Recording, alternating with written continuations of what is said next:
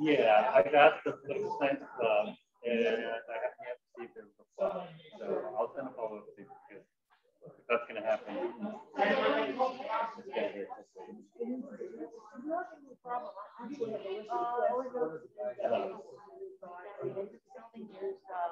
Okay.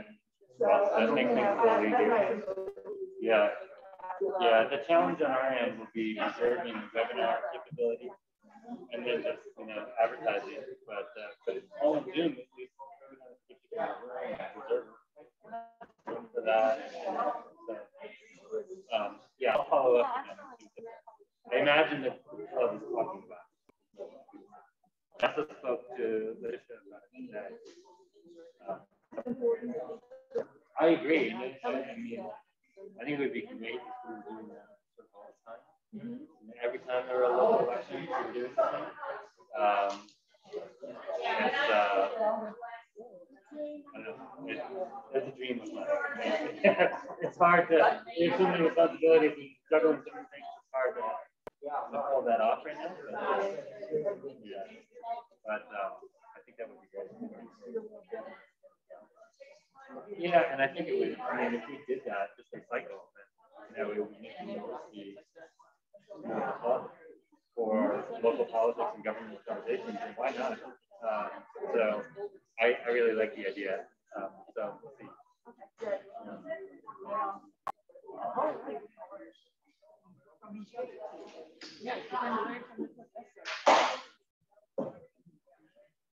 How's Judy? I haven't seen her in forever. Well, everybody's sick.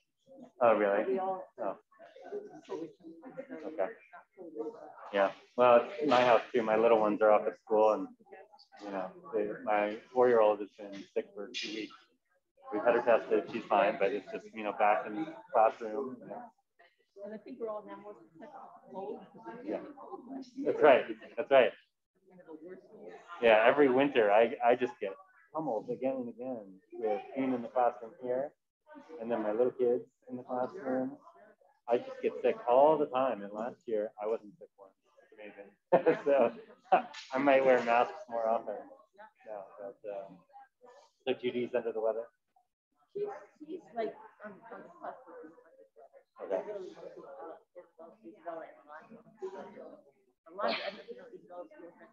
I don't know. Oh my goodness, where? She's just there busy, and a thief came in and held them up at once. Oh my goodness. So I think that also like brought them the down. Yeah. So ever since then she's been sort of like talking and acting like. Oh my goodness. Oh, that's so traumatizing.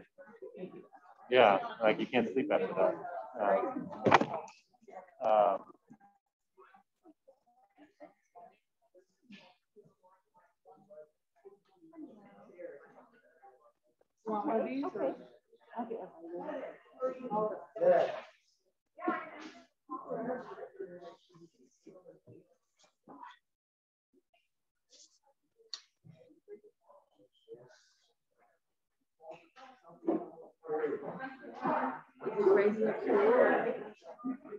Yeah, I mean, it's always, once the semester gets going, always just struggling to keep up. Usually there's like, the first couple of weeks, you feel on top of things, and then once you get 4 or 5 weeks into the semester, you start to be buried, and you just got to wait till the end to get a break. But one day at a time, just struggling to keep up with it all. But this semester is behind from day one. But so you didn't know if you were going to do that requirement. Yeah, and all the other things like doing Zoom. So I'm in the classroom and I have students in front of me, but I'm also Zooming. And so it's just managing a lot more things, both while I'm teaching and then outside of the classroom. So have that all set up and be posting the Zoom recordings, and there's just a lot more that I'm dealing with, and a lot more that could go wrong. Today, one of my classes, the audio cut out on the Zoom, and the students who were zooming in didn't hear me for 40 minutes. Oh my gosh. So, Oh, God. you know, those kinds of things that we didn't have before. Yeah. It's just, you It's know. like double work. You really need like you did that. Yes, yeah, yeah, yeah. How often do you all meet here? Well, first time. Oh, yes, okay. Okay. We can put stuff online. We had a candidate night last night on Monday.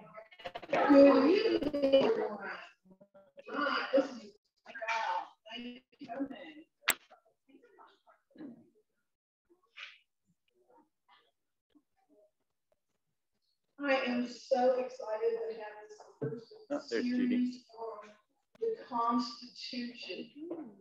I've been carrying a copy of the Constitution in my purse now for a couple of years, hoping to get into an argument with somebody and be able to just show me where that is. I think a lot of people confuse the Constitution with the Declaration of Independence and probably the Magna Carta, and I don't know what all. So it's really important, especially for a group like this, to understand the Constitution and be able to say, you know, I'm not sure that's what Article whatever says, and state why and do it in a civil manner. It's just really important. I want to thank our team here tonight that have put this together. It's a beautiful job. That's Sheila D'Amico. And Diane Johnson,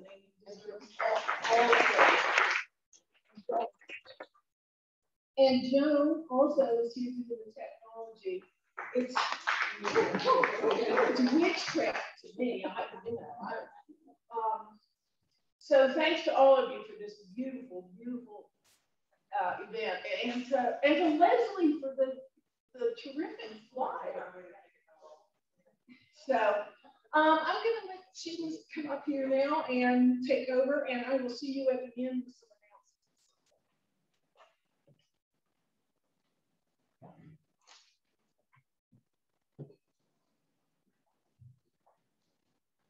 with some announcements. So thanks.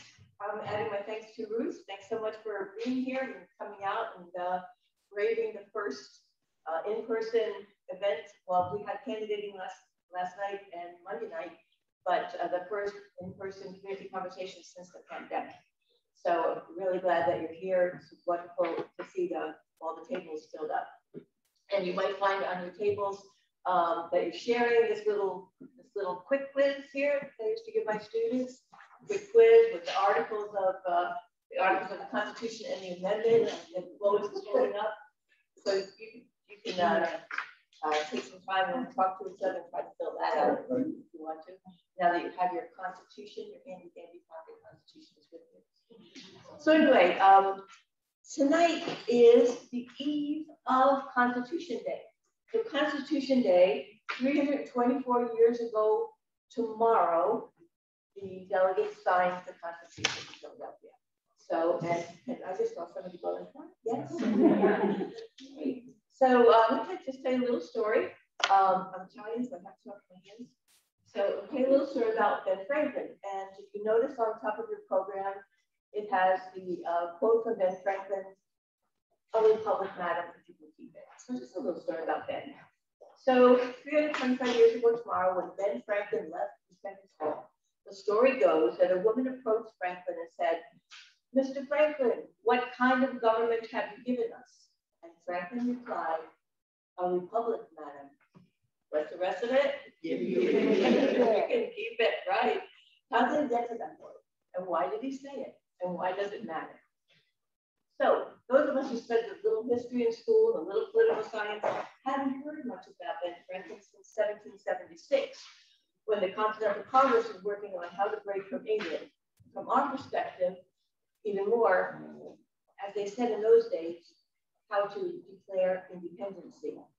Back in those days, Ben was quick to the quote too. And he had a famous saying, well, it was famous then, but it's famous now. "We must all hang together, or assuredly, we must all hang separately." One thing that we want to be sure we understand is that at that secret meeting, and ever since then, and even before, most everyone was hanging separately. The folks there had different agendas. They weren't even convinced they wanted or needed independence. And they argued and they fought, but they kept their eye on the goal. They wanted to govern themselves. We look back, and sometimes it seems like they were all on the same page because they left, they had signed the document, but they weren't on the same page. After they declared independence, they went back to their own colonies. Now, of course, they weren't colonies anymore, they were states. And they either created their own constitutions or some of them already had constitutions. Then they fought the war, of course, and then they were governed under what they called the Articles of Confederation. But they still weren't all on the same page. Not only the founders and the statesmen and the elites, but the regular people also were arguing that the government wasn't really working. It wasn't working in such a way, it wasn't working, let's say, I don't want to say it was working badly, but it wasn't working. And as proof that it wasn't working, there were riots and insurrections, including one famous one that people have probably heard of, Shays' Rebellion up in Massachusetts.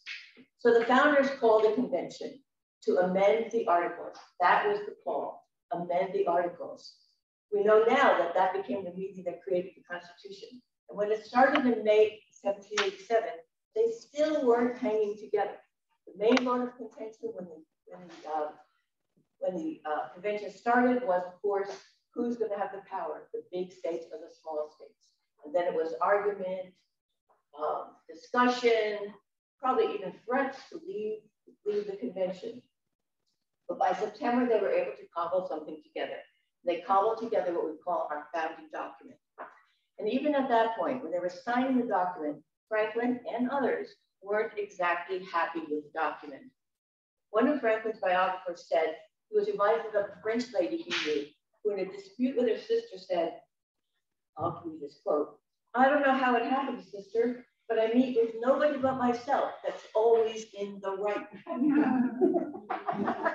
Franklin agreed to the Constitution, even knowing it was held together by slim threads and reluctant agreements.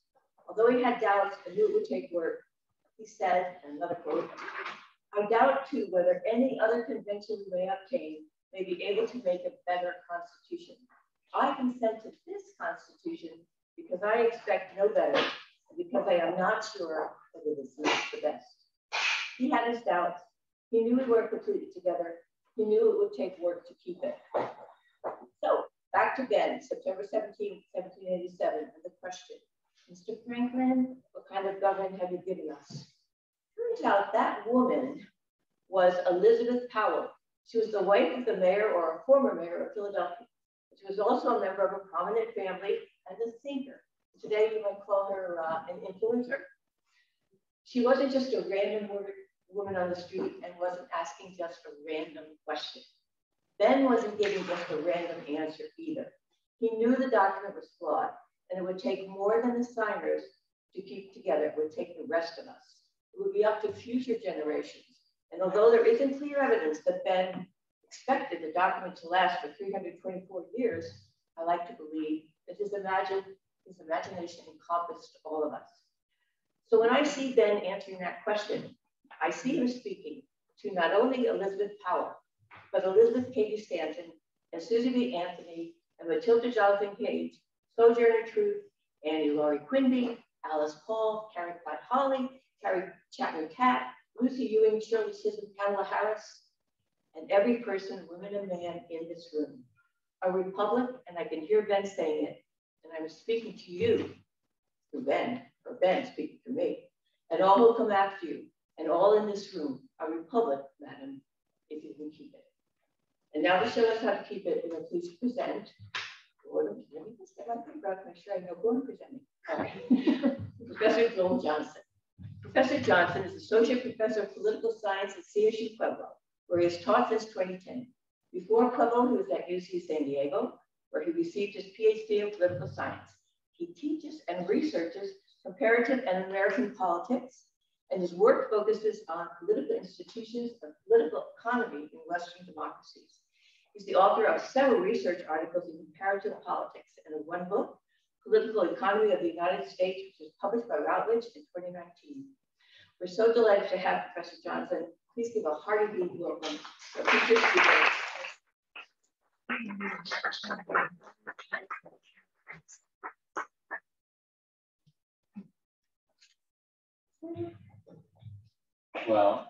thank you, Sheila. That was a fantastic introduction. So as Sheila just mentioned, well, first of all, I'm very pleased and honored to be with you all tonight. And it was a great pleasure. I was supposed to have a colleague with me this evening, Professor Matt Harris, who is a historian. And without any coordination, it was sort of assumed he was going to give a good historical backdrop. And I stepped in to offer some comparative assessment. And so now I'm the only one here and presenting the Constitution, and I feel a wee bit unqualified, because this is not my area of expertise, the history of the Constitution or the Constitutional Convention, anything like that.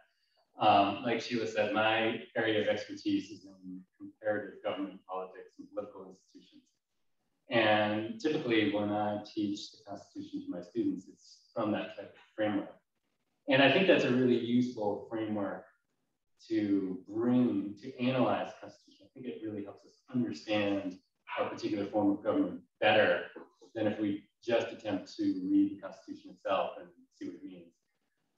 So that's a little bit of where I'm coming from, and I have just a few brief comments that I will make, we're sort of in that vein. So I have some slides here to get me started. I just have some disparate points to begin. And the first one that Sheila already mentioned was that the Constitution was the second attempt of the founders. The first attempt did not work. And Sheila alluded to the problems of the Articles of Confederation.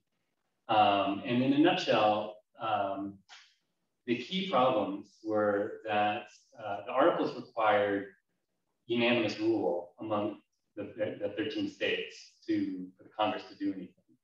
And the consequence of that is very little got done. There was never agreement amongst the 13 states to get anything done, so Congress couldn't pass any laws, Congress couldn't pass a tax, Congress couldn't do anything. Congress also lacked the authority to tax by itself. It had to go to the states for approval. And so the period, even during the war, but then the period a few years after the war, before the Constitutional Convention, were a period of failing government that couldn't pay its debts. It owed lots of money to Americans that had offered money to the United States to fund the war effort, and it couldn't pay those back. It owed money to Britain after the treaty, and it couldn't pay those back. In addition, the states acted like rogue individual nations. They did their own foreign treaty making. They taxed other states or put regulations on other states that wanted commerce out of their ports or interstate trade. And it just wasn't the type of function, the type of framework for an effective national government.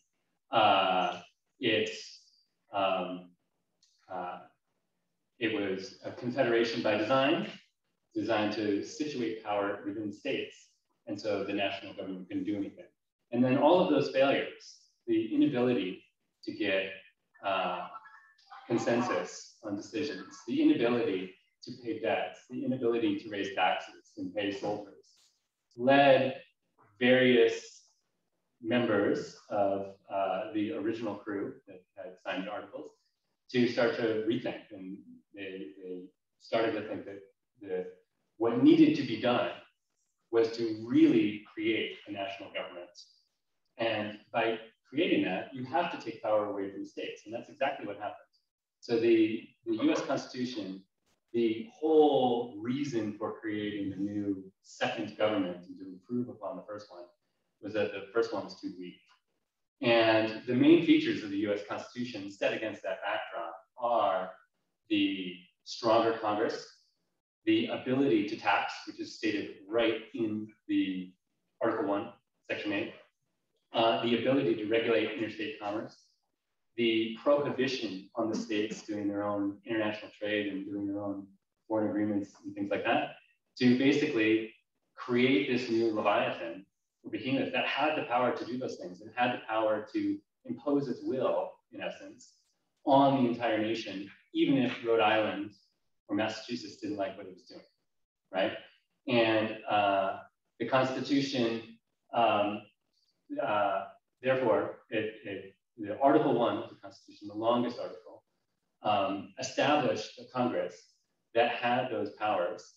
And nowhere in that does it require unanimous rule among the states. It was majority rule, and then the chambers were allowed to set their own internal rules. One of those internal rules deserves mention is the filibuster, which is non-constitutional. I'm not saying it's unconstitutional. The Senate's allowed to devise its own rules of how it operates. And the Senate Rule 22, which establishes the procedures to end debate and invoke cloture, that is the flip side of the filibuster, is an internal Senate rule. So it's not part of the Constitution per se. So that's my first point. The second point is, oh, no, sorry, I'm going to be on this slide a bit longer, thank you. Is that the Constitution is very short. There's a lot of things that are not well specified. Article 1 is the longest, and it's still a pretty short article establishing Congress. Article 2 about the executive branch is very short. Article 3 about the judiciary is even shorter. And then the remaining articles are about, amending the Constitution, et cetera. It's a very short document. Many constitutions around the world today, most of which have at least some affinity to the US Constitution. Actually, very early on after the US Constitution was penned, a whole slew of countries in Latin America within 2-3 decades had gotten their independence from Spain. And they all created constitutions modeled after the United States Constitution. There were differences and tweaks. So they all operate a little bit differently. And a lot of understanding our own Constitution comes apart from looking at how those work, right? In what ways are they superior? In what ways are they inferior? Or to not use that type of language, in what ways do they just lead to different types of consequences? A lot of the constitutions in that region, in part because they've been written and rewritten and scrapped, and there's been a new constitution in Brazil or whatever, or in other countries around the world, the sort of trends in constitutional design, they started early on with following the US Constitution, but they have moved in a different direction. So if we look at constitutions around the world today, especially in, well, not especially, but if we look at presidential systems like our own, more modern constitutions tend to be much lengthier documents. And in particular, the Bill of Rights section is a longer document. Ours is old, and it's limited to civil and political liberties, most of which have to do with criminal rights.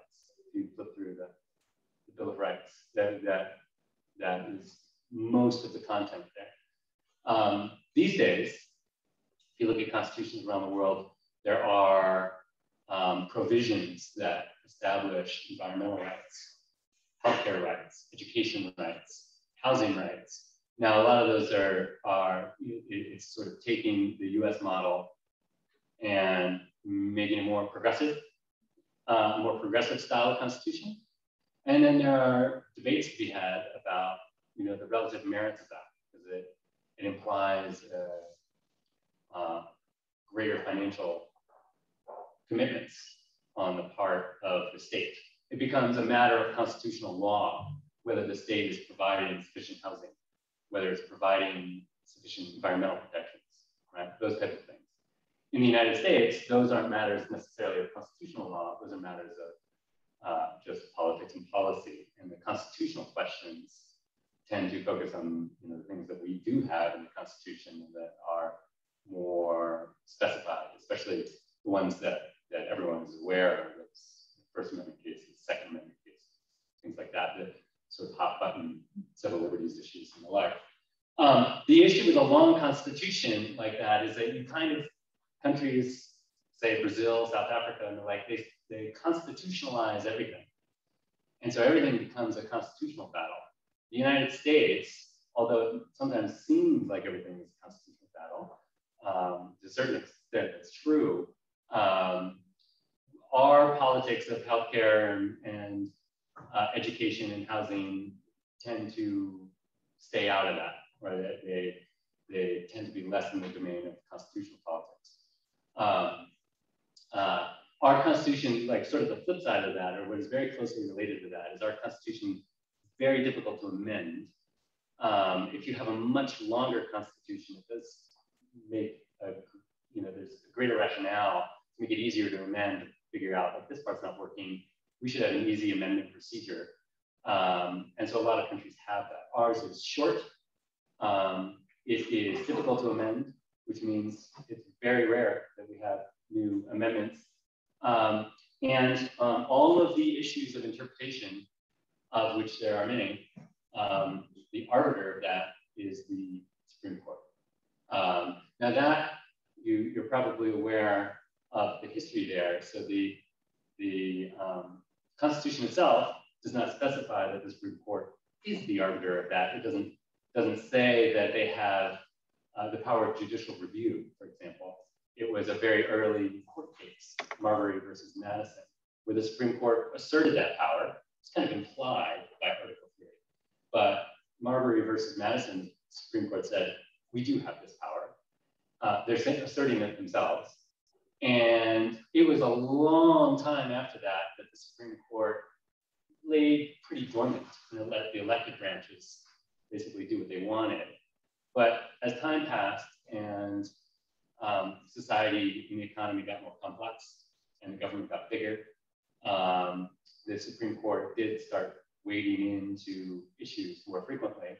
And in time, it became the Supreme Court that we know, that all of our constitutional questions end up there. So the ones that strike the greatest chord with the public, again, are like the civil liberties issues, civil rights issues. But it's every issue under the sun. It's separation of powers, right? Can the president not spend money that the Congress has appropriated, right? That's separation of powers issue.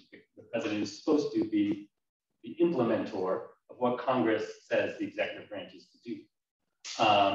Issues of federalism, right? If Colorado legalizes marijuana, but the federal government says it's a controlled substance, right?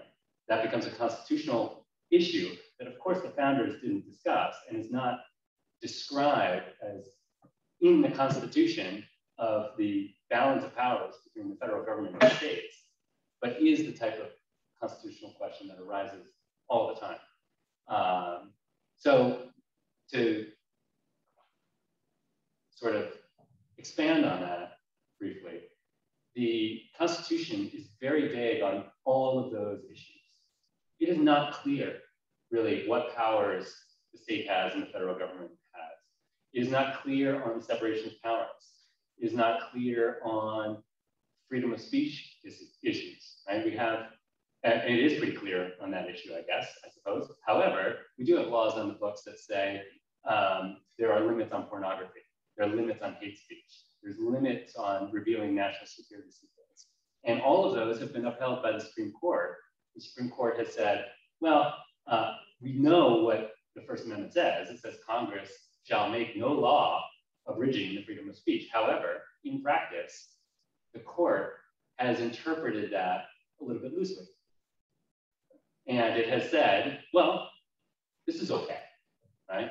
Or some other type of speech can be banned. You can't, the famous line from a court decision is that you can't scream fire in a crowded theater and disrupt the business and shut down the movie or the performance and ruin everyone's day, especially the business's day, right? You can be prosecuted for that. And the Supreme Court says, yeah, you can be prosecuted for that, right? Despite what the First Amendment says, right? All of those issues rise to the Supreme Court and the Supreme Court and the federal judiciary is the body that interprets all of those things for us. And this is, I think, a basic that you're all familiar with. It is kind of a more efficient solution than having the people resolve all those questions, right? It would be, there are so many questions of that nature, constitutional questions, that it would be impossible to have a citizen's referendum on, well, should we amend the Constitution to allow this kind of speech or prohibit this kind of speech? Should we have a referendum to decide the separation of powers this way or federalism this way? We couldn't do that, right? It's too difficult, it would be too taxing, and there's just too many issues. So that is the role that the Supreme Court exercises. And so when we get to questions of what is and what is not constitutional, everyone can have their opinion, but the way it works in practice is that the court determines that, right? So if you think something's unconstitutional, but the court decides otherwise, well, then you're mistaken. So another thing that Sheila touched on here was that the Constitution was nobody's idea of perfection, right? It was a political compromise. There were several political compromises. That shouldn't be, you know, a mind-blowing type of fact, but it's sometimes forgotten, or the way the Constitution is sometimes discussed in society is that because it's the founding document for this country, because it has stood the test of time, because the United States was the first constitutional democracy, and it morphed into the world's sole superpower, that it is perfect. But it was never perfect. It's doubtful I would say, no document could ever be perfect. But the imperfections, at least to our own eyes, our modern eyes, for what was in the original document, there were several, right? There was, or the imperfections, compromises I can take in tandem. So there was, the Electoral College was poorly designed at the outset, and the 12th Amendment had to fix that. The issue of slavery, of course, hadn't been dealt with, and that was the issue that destroyed the United States into the Civil War, and it had to be refounded, right? Now, obviously, if a document had stood the test of time, you're not going to have a country that descends into a civil war as a secession from half the country. That type of thing doesn't succeed, right? Or it doesn't occur if the Constitution is a perfectly designed document to prevent war, right? But nevertheless, the slavery question, and that's related to one of the big compromises, the 3/5 compromise, right? The northern states didn't want slaves to account for apportionment reasons, because that's going to raise the political power of southern states in the House of Representatives. But the southern states wanted to count slaves because that would increase the number of seats they have in the House. So there you go. How'd they settle that compromise? Well, 3/5, right? Compromise. The overall structure of the Congress, with the House and the Senate, was the Connecticut compromise between basically Virginia, the Virginia plan, New Jersey plan, setting that up. So there were a whole series. The Bill of Rights was a compromise. Some people didn't want to sign on to the Constitution without additional clauses that specified clearly that the US government couldn't do this and that criminals had certain rights, and that the US government couldn't seize assets and unreasonable, punishments, search and seizure, et cetera, et cetera.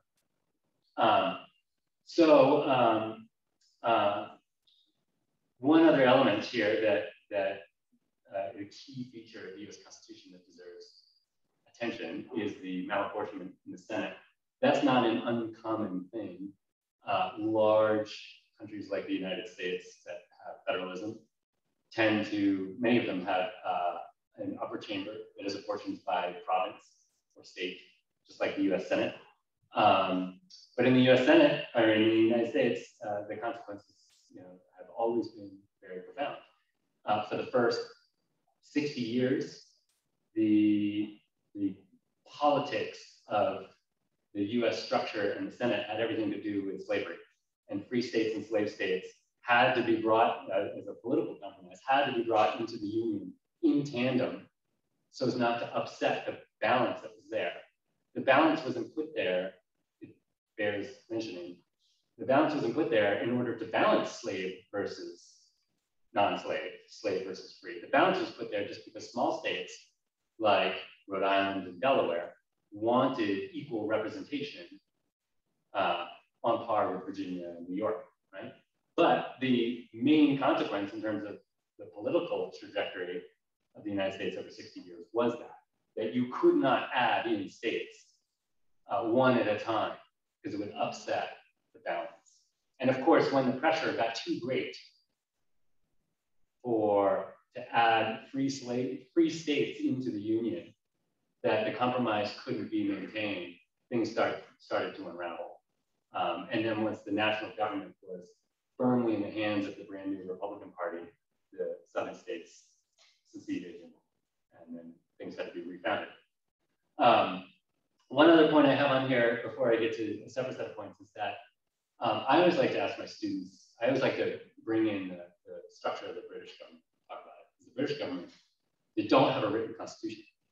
Their democracy evolved over centuries in a sort of slow and piecemeal fashion. And the reason why I like to bring that up is because I think it's a pretty dominant belief in the United States and maybe around the world that you can't run a real democracy without a founding and a founding document that has the rules. But the Brits never did that. The Brits just evolved their system over time, and they have a functioning democracy. The Brits also don't have any checks and balances in their system. They have virtually all power in the UK is concentrated in the House of Commons. The House of Commons, one chamber, wants to do something, the Lords can't do anything about it, the other chamber. The Queen can't do anything about it. The House of Commons gets to vote with a majority vote. What they say is law, done, right? The only check on power in the UK is public opinion in the next election, right? And the idea of the necessity of a written constitution and the necessity of checks and balances, otherwise you end up in tyranny. That one case, anyway, calls those beliefs into question. Now, it might be true in general. I'm not going to take the position that we could scrap all this and everything would be fine. But it does raise those questions. It does poke at some of these beliefs that if you do not have checks and balances, things crumble, right? And you have tyranny. The British experience shows that that's not always the case, right? And then if you think of some of the episodes in American politics where something has happened, it wasn't necessarily the checks and balances that stopped it, like Watergate, right? Watergate happened, it wasn't stopped. How was it exposed? The press, right? The checks didn't stop Watergate from happening, right? Now, I don't want to make too much of this point. I just think it's good food for thought and good for us to ponder that type of idea. So, yeah. So I want to get back to this issue of how other systems are set up, because it's closer to my wheelhouse than, again, constitutional history here. But so there are basically three types of democracies around the world. There are parliamentary systems modeled mostly after the United Kingdom. There's presidential systems modeled mostly after the United States. And then there's semi-presidential systems mostly modeled after France. And France they had a parliamentary system and they decided to make it more presidential, and they ended up with a hybrid. And if you look around the world, places that are former French colonies, they tend to have a French system set up where they have a prime minister and a president. If you look at mostly British colonies around the world, they have a parliamentary system. But then there's a variety of other European countries that have that too. Anyway, this was a key question in the Constitutional Convention. I think I have this right. I think all of the plans submitted at the Constitutional Convention set up something more like a parliamentary system than what we have with the presidential system. In a parliamentary system, the key feature is that the executive branch is chosen by the legislative branch, right? Now, in a standard parliamentary system, the executive branch serves at the confidence of the legislative branch. And at any point in time, if the prime minister loses the confidence of the commons, they can be removed, right? And it's not an impeachment. It's just like, we're done with you. We want someone else. And most of the time, like if you look at British politics, most of the time there's a change in prime minister. It's usually, at least in modern history, not at an election. It's like, you know, Margaret Thatcher has lost her popularity. She resigns because she's become a drag on the Tories, and John Major steps in. Or Tony Blair, in power for a long time, and he's, you know, been in power 10 years, and he's like, well, it's time for me to go. He resigns, and Gordon Brown takes over, right? Or David Cameron and Theresa May. That's just how it occurs, right? And it's just more of a routine, flexible type of thing. You can just get rid of the executive, right? Now, what happens in those systems are a whole bunch of things that don't happen in our own, which are embedded in our structure. So there's no such thing as divided government, right? Which is like a fixture of modern American politics, practically, right? So right now we do have unified government, but the norm over the past several decades has been divided government. And the smart money would say that as of the start of 2023, we'll have divided government again. Because what usually happens in midterm elections is that the president's party loses seats. It's the midterm elections tend to be our focus for the opposition to rally the troops. And so it's, you know, just based on that tendency, which is a very, very strong tendency, very likely that Republicans pick up seats in the House or Senate and the majority flips in one or both chambers. And then we have divided government again, right? Divided government, it's difficult to pass laws, of course. Very little legislating gets done. Government shutdowns have been happening with great frequency in American politics because the Congress and the president can't agree on a budget and they play politics with it, so they shut it down. These things do not happen in parliamentary systems. They just don't occur.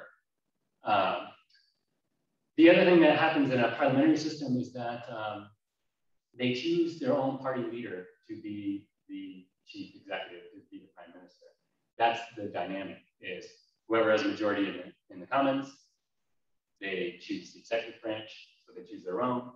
To get there, to be chosen by them, you have had to pay your dues within the party and frequently within the parliament. You can't be an outsider person, a celebrity, right? That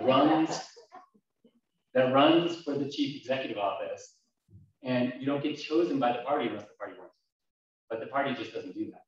And if you look at parliamentary systems, they always choose someone who's been in politics, been in government, been in the party for an extensive period of time, right? There are some examples that push that a little bit. Boris Johnson hasn't been in parliament very long. Yeah, there's also flexibility built into our system is inflexibility. We have fixed elections. Those can't be moved up. In a parliamentary system, the parliament can decide, well, let's dissolve, have early elections, see what the voters think. That can be gamed, sometimes is, like it's in Canada, it's being gamed right now, but it does allow some flexibility in periods of crisis. The US, with some inflexibility, is stuck, right? If we have gridlock, if the parties don't agree, we're kind of stuck with it until the next election is the next period of time. And we know when those elections are going to be. You can look at a calendar for 100 years into the future, and we know exactly the dates of all those elections. And there won't be any, barring some constitutional change or something, there won't be any changes to that calendar. Things are more flexible and fluid in a parliamentary system. So in a parliamentary system, the ability to pass laws is easier. It can be more decisive, it can get things done and respond to a crisis. Now in the United States, it's frequently talked about, it's a virtue for the government to have these checks and balances. If you want to pass something, it's got to pass these various hurdles, right? And there's something to be said to that. But that's not what the original founders were talking about, right? In fact, Madison is most instructive here because Madison came to the Constitutional Convention with the Virginia Plan, and he wanted something sort of like a parliamentary system, And then after the fact, once the Constitution was penned, he wrote Federalist 51. And in Federalist 51, he talked about the virtues of checks and balances. It's like he had had a revelation where he changed his views, or it was propaganda, which is what the Federalist Papers were. I don't know the answer because I'm not a scholar of medicine, but nevertheless, at the beginning, he was advocating a system where the legislative branch did choose the executive branch. Some policy-related consequences of our own system is that, of course, it's more difficult to pass reforms. So we have more drift over time in terms of economic realities and the government's response to them. So this is just taking the constitutional structure and talking about just economics for just a quick moment. For instance, something like the minimum wage, right? The minimum wage, when the federal government increases it, they never increase it and then index it to inflation. So it always loses value over time. It goes like this and it loses value, and then they have to raise it again, right? But each time you want to raise it, it's tough because you got to go through those hurdles, right? And so as those hurdles get more formidable with party polarization, longer periods of time pass before the government can address it, right? That's what I mean by drift, that circumstances, policies can become more and more outdated and it's difficult to update. And there's multiple, we call them veto gates, but like for any law to be passed in the United States, you got to get House, Senate, and President on board, unless you can have veto-proof majorities in the Congress. But that just makes it difficult to pass things, of course. And if any component of that wants to take out some of it, those parts get taken out. And so reforms tend to be a little bit more piecemeal. We tend to get less universal type legislation. That's just one reason. Now, it's not a full story. I just mentioned it just in passing here, but that's one reason why the United States has a more piecemeal type of welfare state and social safety net than a lot of European countries. Now, there's other things involved in that, but nevertheless, because it's difficult to pass something universal, that's a consequence. So next one, please. So moving over to other presidential systems, if we look at places south of the border, Mexico to Argentina, again, all their constitutions are modeled after the United States, but all of them basically have a weaker Congress. They've given the president more powers. So constitutionally, the US president really just has the power of the veto, at least in the lawmaking process. You have nomination powers, right? But in terms of like the lawmaking process, if the president goes to Congress and says, pass me this, Congress can say, no, we're not gonna do that, right? Instead, Congress says, here's this, veto it if you dare, right? And sometimes presidents veto and sometimes they're overridden. But in other presidential democracies, the power of the presidency is greater, where the president is able to rule by decree, draft laws and move them through the Congress with like urgency provisions. In general, the sort of punchline I would say of that is that it's better to have a strong Congress system like our own. And the reason I say that is just if you have a weak Congress, nobody cares about the Congress. And congressional elections become unimportant. And the Congress is the heart. It's supposed to be the lawmaking and budget making body that does everything, at least in our theory of government here. The Congress is what's supposed to do everything, pass all the laws, pass all the budgets. And the president is just supposed to implement, right? In fact, there was a famous analysis of the early American presidency described it as the chief clerk, sort of diminishing the power because there was no power. And you can't really do anything. You can, veto whatever Congress sends to you. But now, of course, we do have a very powerful modern presidency, but all of that power basically stems from the fact that the Congress has passed law after law after law, and we've ended up with a very large government, 4 trillion or so per year, with all these agencies. And the president, sitting in the Oval Office, has the power to direct all of those agencies. And there's tons of room for maneuver, because Congress, when it writes laws, it can't specify everything. Sometimes it's just too difficult. Sometimes it's easier politically not to make those types of decisions. So the president is powerful because Congress has given the presidency the power. And Congress could take that back. If there's anything it doesn't like, it can pass something and take that. But anyway, I want to mention one other thing related to this, because there's this sort of perennial idea of, one idea for reform is to institute strict term limits for members of Congress. The sort of comparative lessons from that are not favorable. Mexico, for almost 100 years, had a system in place where legislators could serve 1 term, and then they had to cycle out. They could come back after a term out, but they could only do 1 term, no consecutive term. And the general lesson of that was that the instant they were elected to Congress, they're angling for another job. Right? They weren't really paying attention to their voters. And to angle for another job, they had to cater to party bosses who had power in the executive branch, who could give them some civil service job or something. And the voters were never given an opportunity to say, well, you're great. We want to keep you there, but they can't, right? And what it did was it made Congress in Mexico even weaker and less accountable.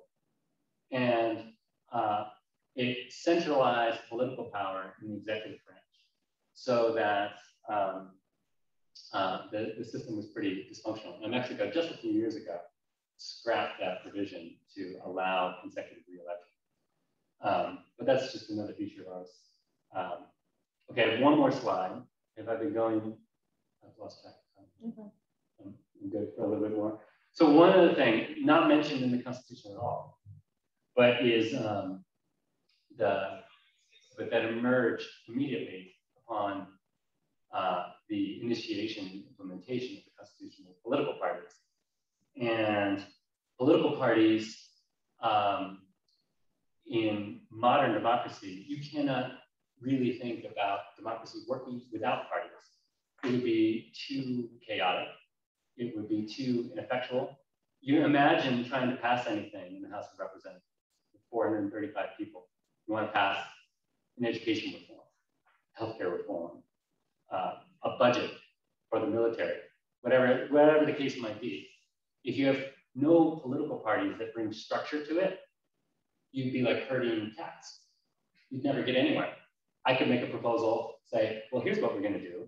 And I could line up some people that work with me. And then someone else could say, I like your proposal, but let me tweak it a little bit and get some other people and drop some people. And then someone else comes along and does the same thing. So you end up with this chaotic cycling where nobody has the power to really push something forward, right? That's in the legislature. Then in elections, parties simplify things.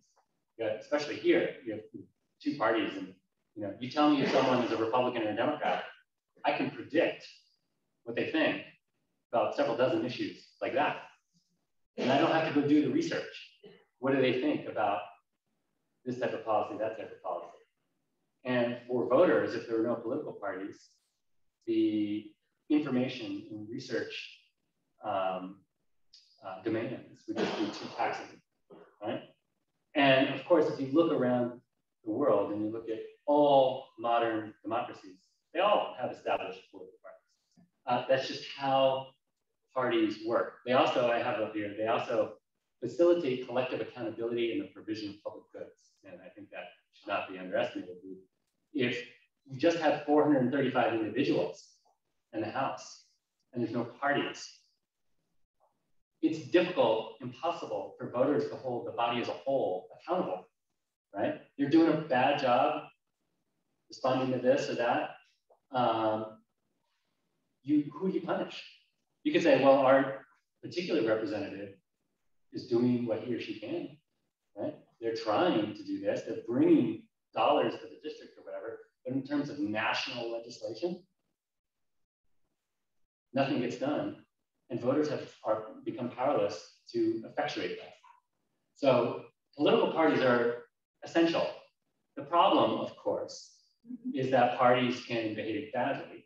And we have a historical example, which also underscores the point that the US Constitution was not perfect at the beginning, because we had, after a century or so, we had all these party machines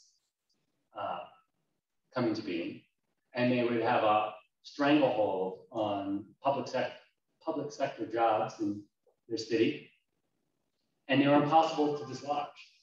And there was a several decade battle in American politics to change the system so that a party couldn't come to power, use those public sector jobs to stay in power indefinitely by threatening everyone who has a public sector job to vote for the party, or you lose your job, right? Or you lose your benefits. So we put rules on the books that prevent that. Right? Civil service reform is meant to take civil service appointments out of the hands of politicians and have a meritocracy. The Australian ballot was a secret ballot, so it wasn't printed by the parties, so that voters, they wouldn't go vote in the tavern and you know, there's a party boss, you know, here's your ballot, and everyone knows how everyone votes. Instead, the way we vote today is you get a secret ballot and you fill it out and nobody knows what you're doing. So you can vote against the party in power, right? And primary elections, where instead of party bosses control who gets to run, we have primaries that give the voters power, right? Each one of those reforms was really difficult to get. And in fact, in that whole battle, we had a presidential assassination. Someone was denied a civil service appointment he thought was his. But those problems of parties were eventually solved. And now we have parties that, while we know what they stand for, and they make democracy work in a lot of ways, the animosity between the parties does lead to some problems. Now, these aren't constitutional issues, but what this underscores is you can have a constitution that's really great, yet function poorly, because it's not everything. What also matters is the political life that's out there, and the political cultural divides that are out there. And today, the intense partisan cultural polarization that we have frustrates three key things. One is compromise, because we cannot pass laws or budgets without compromise. Now, people who pay close attention can see that actually on Capitol Hill, there's a lot more that Republicans and Democrats agree on than they let on. They are able to pass things and get together and do that. The problem is public. The primary voters don't want them to do that. And they have to posture like they're always against that side. Compromise with the other side, you're going down in a primary election, right? But in the Capitol, behind closed doors, they are more willing to compromise than I think the average voter knows, right? They're willing to strike deals on the budget and on, some, package for infrastructure or whatever. It's just the public politics are too difficult, right? And so therein, the primary election issue, right? Primaries were good to destroy party machines, and they allowed voters more power in American politics and took it away from party bosses. But we now have a system where the primary voters tend to be the extremes of each party. They elect people who cannot go against those primary voters, because if they do, they're out, right? And so even if they want to compromise, they find it very politically difficult to do so. It's much better to adopt the position of never compromise. Right? So that's one. Second, the second and third, I'm taking from a book called How Democracies Die, a fantastic book by two political scientists, Levitsky and Zablot. And they say, you know, for a democracy to continue to survive and not collapse. So this is, we're talking in extremes here, not just like passing a budget on time or avoiding a temporary government shutdown. But for democracy to survive, you need two key elements in your party system. One is mutual toleration. Each side has to be willing to let the other side rule when they lose.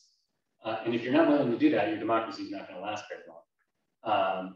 And then the other is institutional forbearance. And by that, I mean that the powers at one's disposal cannot be used to the maximum, or the other side is going to feel very aggrieved and resentful, and they're going to want to do the same thing. You end up in a downward spiral. So what are those powers? Like filibustering everything that comes into the Senate, right? If you're a minority party. If you're the president, taking your executive order power to the max, right? Changing the rules to guarantee that you're going to win the next election by like tweaking the voter rolls. Gerrymandering to such a degree that it's comical, right? When one party or both parties do these things, they're not acting restrained, right? They have these powers, they can do these powers. They haven't been ruled unconstitutional. The Senate is, the filibuster isn't even a constitutional question. Unless the Supreme Court decides otherwise. The gerrymandering, they greenlight partisan gerrymandering. So parties can do these things. The problem is, if they do it too much, too extreme, things start to break down. And that they start to break down regardless of the type of constitution you have in place, right? Regardless of, you know, the particular provisions in the document.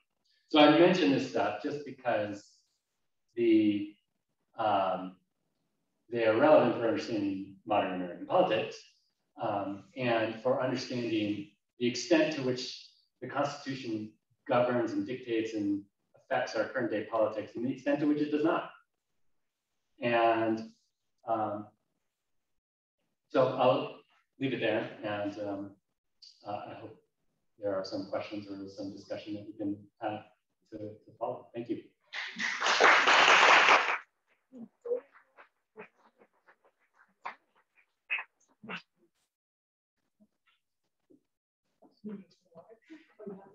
I do, yeah, thank you. Does anybody have any questions? Just a comment. Your presentation was very, very good and thorough. What slight oversight is critical in the party system. In a parliamentary system, you have more than 2 parties, and they have to usually form coalitions, which you have to compromise.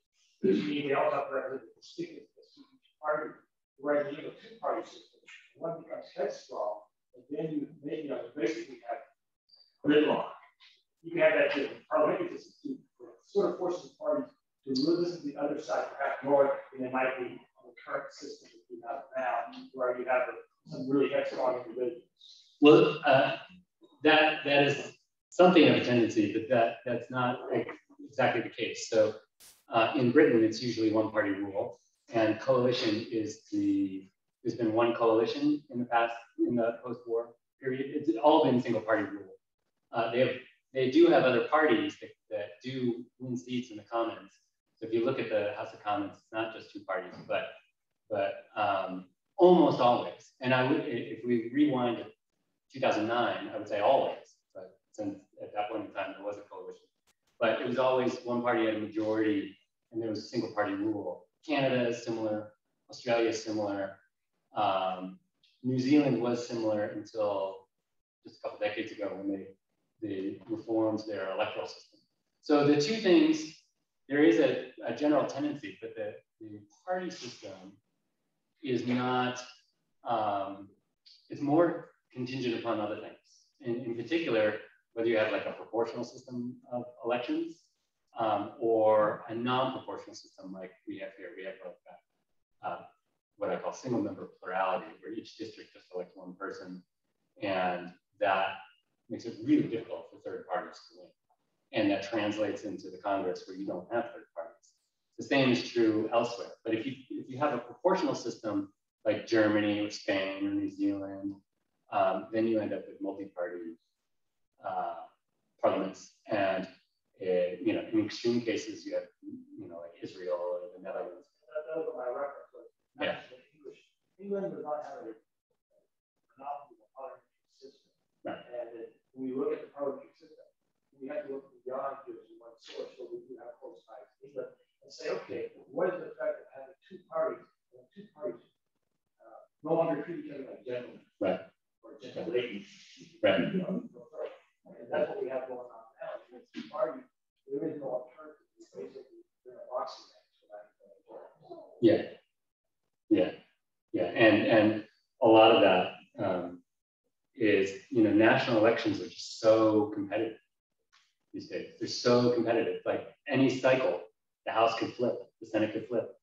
And so it's sort of perpetual warfare. It wasn't, you know, rewind, you don't have to go back very far to get to a point where the Democrats controlled the House for decades on end. And, you know, nobody thought the Republicans would win the House or the Senate for a long period of time. And things were a little less competitive. They could win the presidency. But now every cycle is extremely intense, and you combine that with cultural polarization, and it makes for really tense politics. If anybody thinks of this right now, if you look back at this, Purdue, Tyler, too, I think that really massive in the past. Yeah. Diane, your question? Yes. Can you explain filibuster to me? I hear the term all the time, as though I should know exactly what it does and means, and I don't. And I suspect there are others maybe that don't. Yeah. Right. So in the Senate, the current rules, and these have been rules for a long time.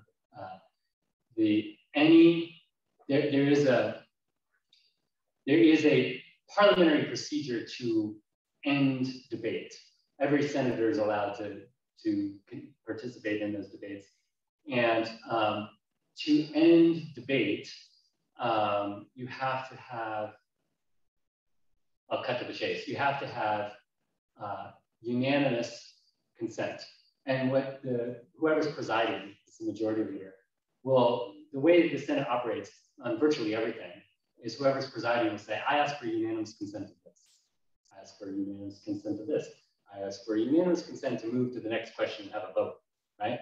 And if someone objects to that, it's, we call that a filibuster. They're saying that they're going to withhold that. Now, technically, they're supposed to maintain debating. They're supposed to maintain the podium and stay up there. Like, no, we are not moving to the previous question. You've asked for us to move on. I say no, I will continue talking here forever, right? And so the Senate adopted rules to end that. And the current rule, this has changed over time, but the current rule is you need 60%. You need 60 of 100 senators to vote in favor of moving the previous question, regardless of what so-and-so has said, right? I think it was in the 70s, it was higher, it was 2/3. And then it was reduced to 3/5. So you need 60 votes. And this is just internal parliamentary procedure. The way the Senate has evolved in the practice of this is it no longer requires people to talk. So if someone withholds unanimous consent, the rest of the Senate has realized, you know, do we really want to make this person talk forever? Or should we just say, let's table that and not pick it up again? And so successful filibusters operate in that way. Nobody takes the podium and talks for 2 days or 5 weeks or whatever. The Senate is like, you know, they're talking to themselves. They're like, do we have enough votes to stop this? We need 60 votes. If we do have enough votes to stop this, then let's stop it and move to the vote. If we don't have enough votes to stop this, we table it, never come back to it, and move on to something else, right? So that's the way it works in practice. I'm sorry, that wasn't a very clear explanation because of fancy.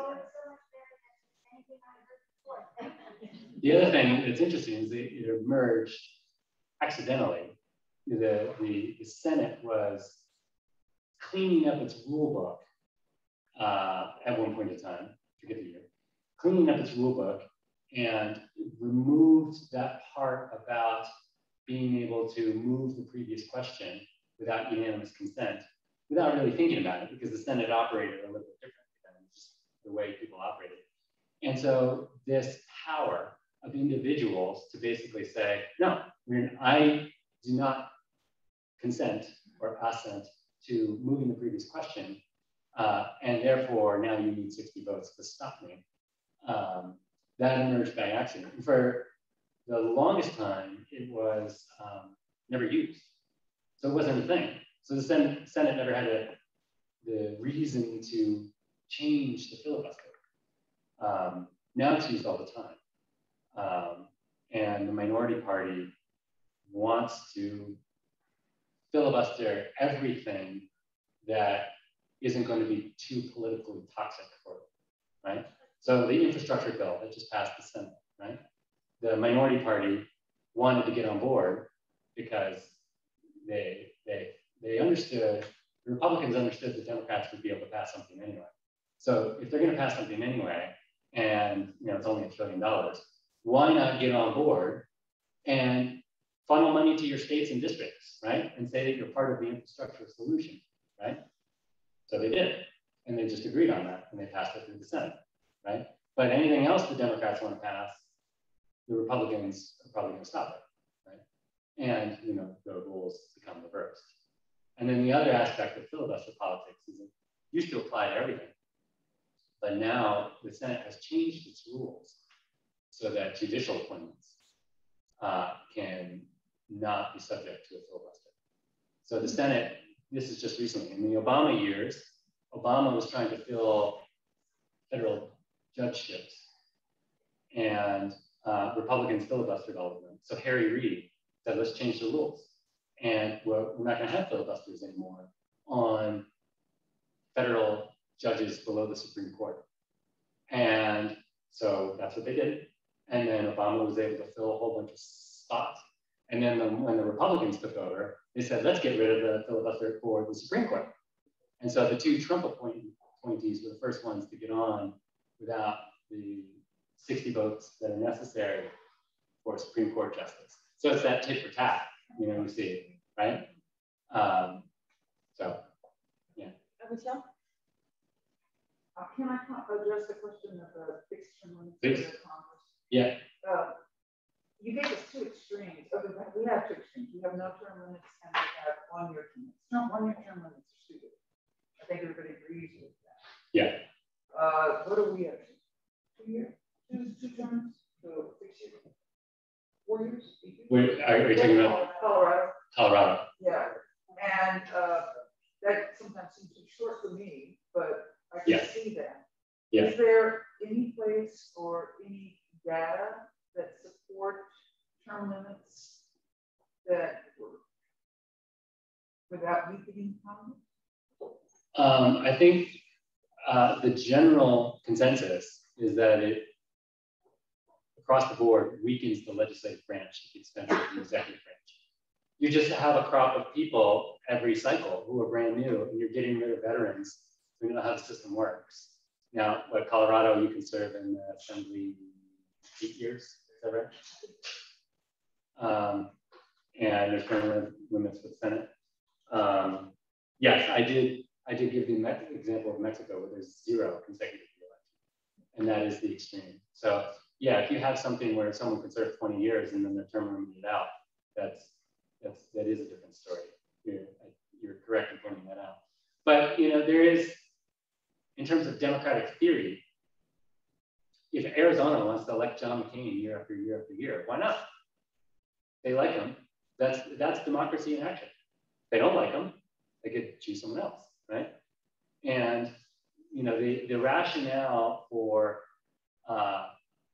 term limits in Congress is weakened by that line of argument. For the executive branch, I think other things can come into play. The power of the presidency is just so immense that the consensus in American politics is we don't want to give anyone that power for more than 8 years. And part of that was just tradition, right? Of course, Washington did the 2 terms and set a precedent. But he could have run more, or anyone prior, to the changing of the Constitution could have, and nobody ever did until FDR, right? Everyone's like, well, we have a 2-term norm. I'm not going to break that norm. If 2 terms was enough for Washington, it's enough for me. But then FDR, passed that, and now we have the 2-term limit for the presidency. Could you speak a little more and explain how the Supreme Court awarded itself the ultimate right to rule on any legislation, and how the court has changed over time, both in partisanship and in number? So the size of the Supreme Court is not fixed in the Constitution. It can be changed by Congress. And it has changed. It's been at 9 for over 100 years at this point. And so there's not much enthusiasm for changing the size of the court. People talk about it. But the last time that idea was seriously floated, it got shot down pretty quickly. FDR wanted to expand the court, I think, to 13, and thereby have 4 more appointees and be able to pack the court. And members of his own party said, no, we're not going to go for that. And so the idea was dead in the water. It's still dead in the water today, maybe less because of something like that, but just there would never be partisan agreement to do something like that. The case that the Supreme Court gave itself the power of judicial review. The power of judicial review is the power of the Supreme Court to strike down acts by the Congress or the executive branch is unconstitutional. And that power is asserted in the most famous court case of all, and it's called Marbury versus Madison. And in that case, the Supreme Court reasoned that they have that power. And the elected branches did not act otherwise. They maybe could have. They could have said, no, we're going to move to pass constitutional reform to say that you can't do that. It would be unclear what the Supreme Court's power is then. It would be much, much, much more limited than it is today. And it would be arguably just very technical, right? It wouldn't be very political and resolving all kinds of big picture questions. The partisanship of the Supreme Court has, of course, gotten much more intense as the country has polarized. So now Supreme Court politics is big time politics, right? And a balance of conservatives and liberals on the court is, there's nothing bigger in American politics than attending to that, because they get to decide everything under the sun. They can only do about 100 or so cases a year. They're limited in what they can do. They tend to choose the bigger cases because why not, right? They don't need to confine themselves to tiny little procedural matters or tiny little legal matters. If we were there, we would pick the big picture stuff too, probably, and have greater power over shaping American politics and society.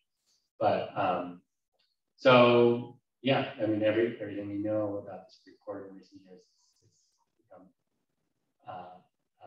political lightning rod, and the pressure in national politics on those appointments is intense.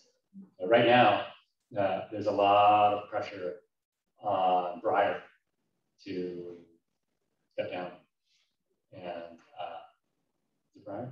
Yeah. Breyer to step down. Democrats are saying, get out of there, so that the Democrats, who have someone in the White House and the Senate, can get a replacement in there. Don't be like Ruth Bader Ginsburg, hold on, and potentially go at a point in time when the balance of that power in the elected branches is less favorable. So I don't know what's going on there. All I see is that's in the press a lot. There's a lot of people calling him to step down. You think they expand the Supreme Court in the 1800s? Yes. Yeah, I think it was originally 5 at the very beginning. And then it was based on the circuits. The number of judges matched the number of circuits, right? no. No. How many circuits do we have? I'm blanking on this. No. Huh? No. There's 9 circuits? I don't think that's really the rationale, but I could be mistaken. It's a good question. We should have a whole thing on Marbury versus Madison in the case of the midnight judges. That would be sort of fun. It's really fascinating. It's too long to go into it. Yeah, it's really fascinating. So Katie had a question, and then I think we'll take one more, and then I think we'll wrap up. I just wanted to, I feel like the executive order diminishes our democracy. And it's like sometimes you wake up in the morning and, are we living in a, so where did that come from? Is it going to just be, Yeah, so you read the Constitution, it doesn't talk about executive orders being the power of the president. But the president issues executive orders directing agencies to do this and that. And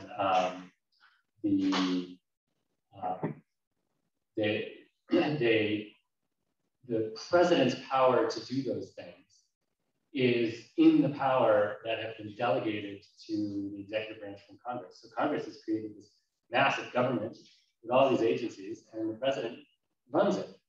And there's just millions of things that Congress hasn't specified to so precisely that the president doesn't have room for maneuver. The president has all kinds of power to set the minimum wage for federal contractors, right? Or other requirements for federal contractors, or to require them maybe not to get a vaccine. I don't know what the precise, who's going to decide on that. So the president's authority, generally speaking, is because Congress has given the president all of this power. Now, the reason executive orders get so much attention is because presidents don't issue executive orders on tiny little things that don't require an executive order. Executive orders are meant to grab a little more attention. They're meant to be public events and make the news.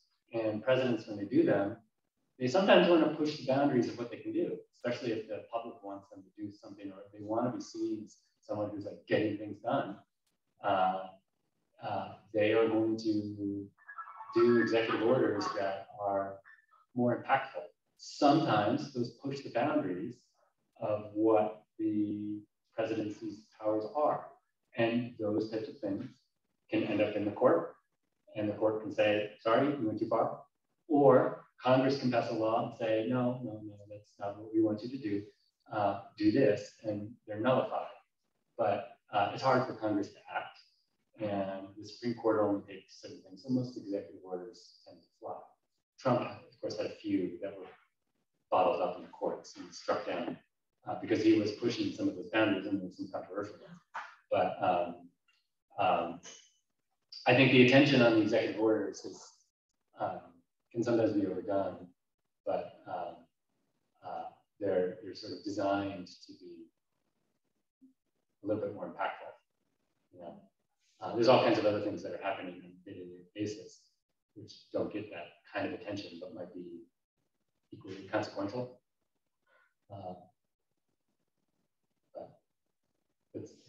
Could you name one? No, you don't know.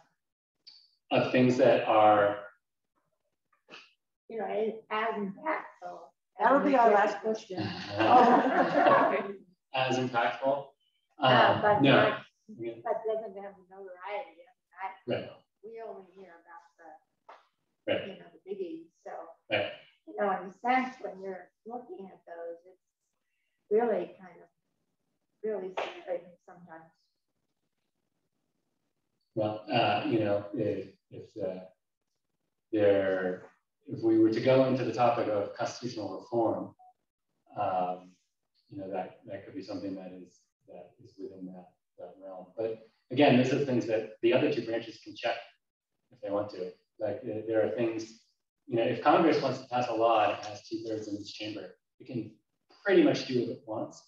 And the Supreme Court does say it has the power to stop those things, but we've seen throughout history that the Supreme Court's power is unenforceable. And it only becomes really enforceable when the rest of the government agrees. Like they say Brown versus Board, nothing happens, right? And nothing happens until the Civil Rights Act 10 years later, right? Or they say you can't have legislative vetoes or something like that. And Congress doesn't anyway, right? The Supreme Court doesn't have an army or a police force or anything to implement it. It requires the rest of the government to be on board.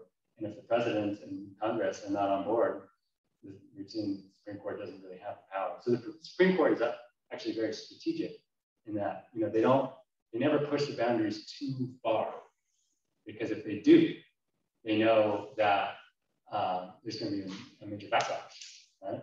Like in the case where they legalized gay marriage or something. I mean, that happened at a point in time when the public was sufficiently accepting of that. If they had done that, you know, in the 60s, it wouldn't fly, right? Of course, you maybe wouldn't have had judges at that point in time who had those sensibilities to decide a case like that. But you see how they track public opinion over time. And the Constitution could be read either way. Right? The Constitution is silent on this type of question, right? Or at least we could say, right? The Supreme Court could say.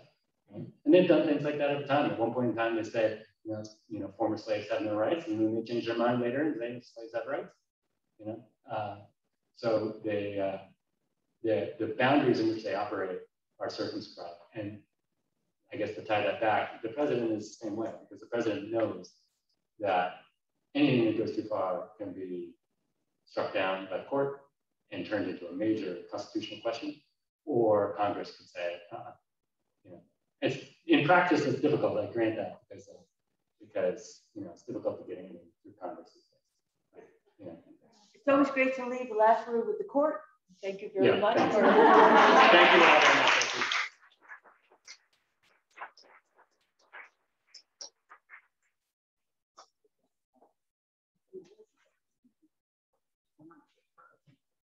Wow, thank you.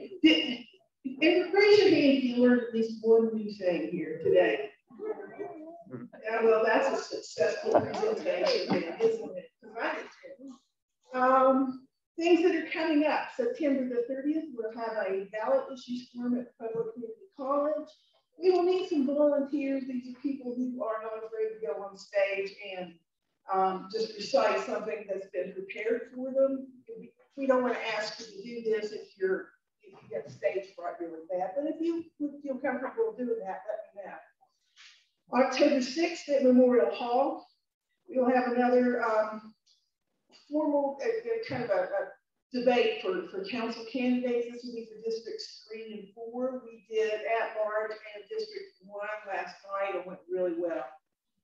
October the 14th, we'll have one of those wonderfully chaotic candidating style forums at PCC with the NAACP.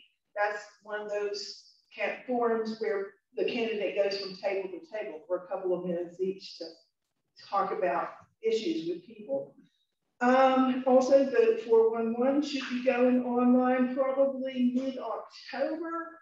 For those of you who have not seen vote411.org, it is a website developed by the League of Women Voters where you enter your address and you get explanations of your ballot issues that you need to vote on, and you get information about the candidates that you will be voting on right down to city council. So you will probably want to check that out.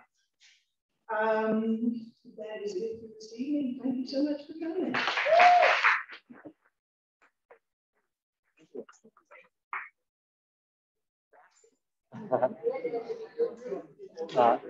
It was fun. I now I'm happy I didn't have to share the time with Matt.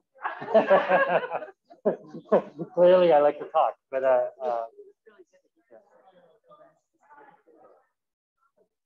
yeah, I would have had to actually cut that back. I didn't get a chance to run through it. Sometimes. Yeah. Well, again, nice to meet you again. Yeah. And, and yours too. Oh, thanks. Oh, I got a lot of Thanks. What's your name? Sure. Nice to meet you. I feel like we've met before, actually. It's possible. Or maybe. I work for. Okay. Okay. So I've been around. Okay. All right. But I really appreciate it. I don't know. You don't? I don't know most people. Oh, okay. Thank you. Yeah, thank you.